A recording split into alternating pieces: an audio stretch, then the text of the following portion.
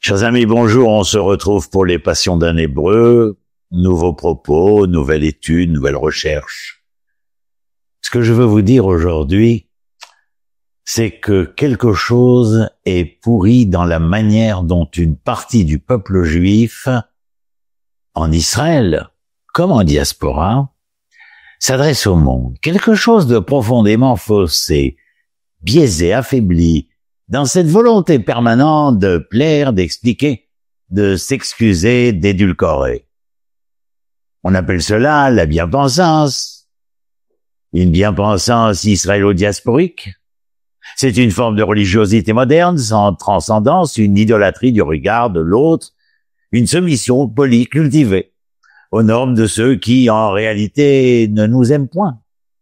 On ne nous aime qu'à condition de notre autodissolution, vous l'entendez. Il est crié à sus.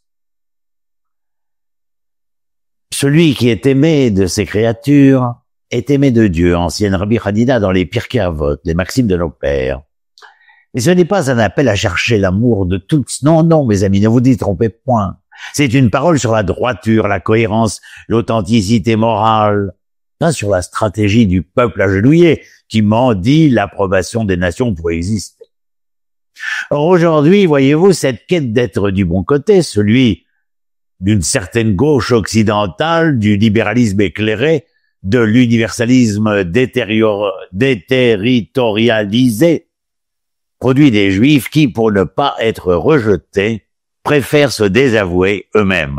Nous avions déjà lu cela dans un podcast que je vous avais envoyé, qui concernait l'ouvrage La haine de soi de Theodor Lessing, qui a été abattu par les nazis en 1936. Il y a une morale contre la fidélité. Dans les sphères intellectuelles juives, qu'elles soient à New York, Tel Aviv, Londres ou Paris, peu nous importe, une caste s'est formée. Elle récite les mantras du progressisme global. La cause palestinienne comme nouvelle croix. Le colonialisme inversé, le sionisme présenté comme anomalie ethnique, et puis Israël réduit à une forteresse coupable. On y parle comme on parle à Harvard ou au Quai d'Orsay, avec la crainte du jugement international, la révérence au droit humain désincarné et une soumission masquée sous la bannière de la nuance. Et la nuance n'est pas la sagesse, quand elle devient le masque d'un désengagement. La modération, mes amis, n'est pas une vertu quand elle sert à dissimuler une abdication. Et cela ne date pas d'hier. Déjà, le philosophe Hermann Cohen, au début du XXe siècle, voulait faire du judaïsme une religion de la raison. Moralement pure, compatible avec l'universel kantien, mais ce rêve d'un judaïsme, je dirais, désincarné, sans peuple, sans terre, sans histoire, n'a absolument rien sauvé. Cohen meurt en 1918 en croyant que l'Allemagne l'avait adopté. 20 ans plus tard, les Juifs allemands sont envoyés à Dachau. Ils parlaient Goethe et Beethoven, ils portaient la croix de fer, mais rien de cela n'a désarmé la haine. Le malentendu fondamental, être aimé ou être fidèle. Il y a là un malentendu vieux comme l'exil, depuis l'Égypte. Celui de croire que si nous devenons les plus moraux, les plus progressistes, les plus critiques de nous-mêmes, alors les nations nous aimeront, comme ils aiment à dire que nous sommes les fervents de la moquerie de nous-mêmes, de l'autodérision. On aime à rappeler cela. On les aime tellement ainsi. Mais les nations ne nous aimeront jamais pour cela. Elles nous aimeront quand nous serons, cadavérisés.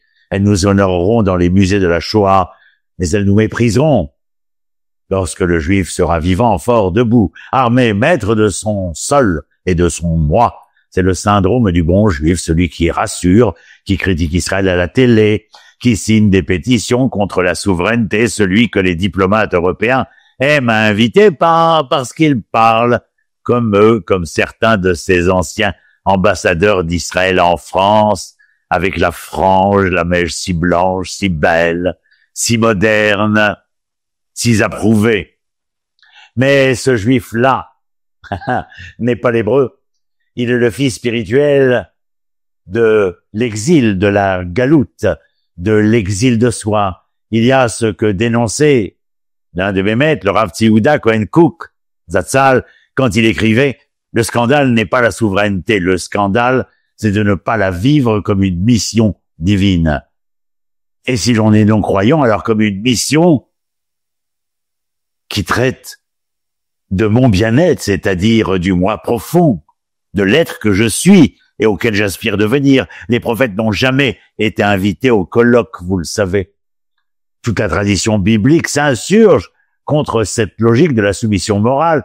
Isaïe, Amos, Yirmiyahu, Jérémie, Ézéchiel, aucun n'a été reçu par les puissances étrangères avec les honneurs.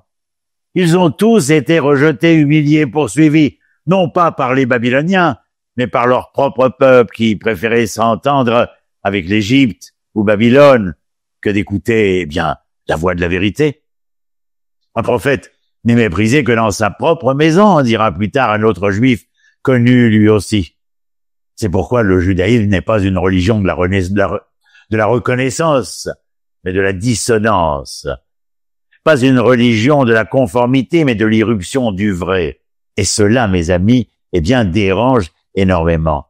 La renaissance d'Israël, la souveraineté d'Israël, l'indépendance d'Israël, que Israël puisse déclamer les verbes de l'histoire à la première personne du singulier ou du pluriel comme vous le voudrez, parce qu'elle est justement en maîtrise d'elle-même, en maîtrise de soi, après avoir été vilipendée, condamnée, ou comme j'aime à le dire, poursuivie entre les sociétés d'accueil, de recueil, mais surtout de cercueil. Nous dérangeons. Une souveraineté impardonnable, mes amis. Dans la conscience occidentale, le juif devrait rester une victime moralement supérieure, certes, mais hors sol, vulnérable, abstrait. Alors, quand le juif revient sur terre pour redevenir un hébreu, quand il parle l'hébreu, quand il prend les armes, quand il revendique sa mémoire, quand il ne s'excuse plus, alors il devient insupportable. Non pas parce qu'il fait le mal, mais parce qu'il brise le contrat tacite de la culpabilité.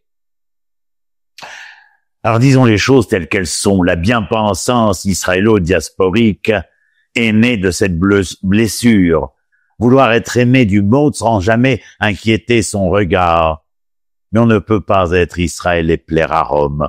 On ne peut pas porter la parole d'Israël et chercher l'approbation des empires. On ne peut pas se dire héritier du Sinaï et s'agenouiller devant les normes de l'ONU. Je vous l'ai dit, redit et je le redis encore, il faut redevenir hébreu avec tout ce que cela entend et j'en ai assez écrit à ce sujet. Alors vous allez me dire, mais que faire? Sortir de cette servitude volontaire, certes. Refuser d'être le bon juif des universités, certes. Refuser de trahir Israël pour être invité au colloque, certes. Refuser de courber les chines devant les empires d'opinion, certes. Car l'hébreu ne s'est jamais construit dans la flatterie. Il s'est construit dans la parole droite, dans l'épreuve du désert, dans le refus de se compromettre. Le retour à Sion n'est pas un accident de l'histoire. C'est l'éveil d'un peuple qui ne veut plus plaire, mais être fidèle. Lech lecha, va vers toi, disait la voix. Quitte ton pays, ta maison, ton confort. Va vers toi, retrouve-toi, sois toi. Et c'est cela que nous avons oublié. Non pas comment survivre, mais comment exister. Non pas comment expliquer ce que nous sommes, mais comment l'incarner pleinement. Israël n'a pas à s'excuser d'exister. Il a à s'en montrer digne. Et pour cela, il faut être à même de pouvoir retrouver l'hébreu qui se cache dans le juif que nous sommes.